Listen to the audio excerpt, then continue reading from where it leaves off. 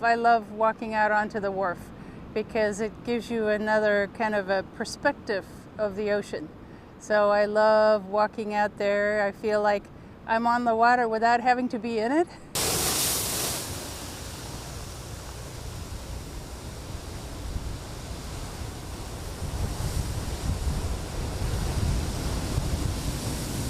What we know is that climate change can make more events like this more frequent.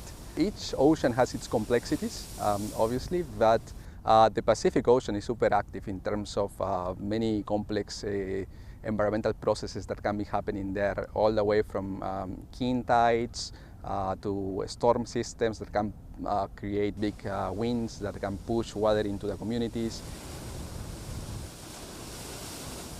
It's going to be no surprise in high energy events when we've got higher tides and we've got higher wave energy that it's going to be harder and harder for these structures to stay in place.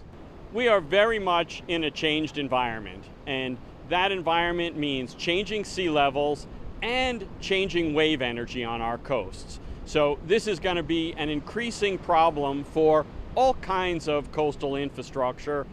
And we're not going to be able to rebuild back in the same places and in the same ways that we did before. We're going to have to think more clearly about how we design and where we put these. The city went over many iterations and different designs and different tactics to make the wharf more resilient, and finally settled on widening the wharf. So the project we have going on right now is making the narrow part of the trestle doubly wide from 3 to 6 pilings in an effort to make it more resilient and to not get that mid-span damage we've seen in the past couple of storms. We are bridging the gap and going to take this width all the way down to where you can see those blue buildings at the end there. So one of the tactics that we're using for this is the type of pilings we are using have the ability to be raised over time.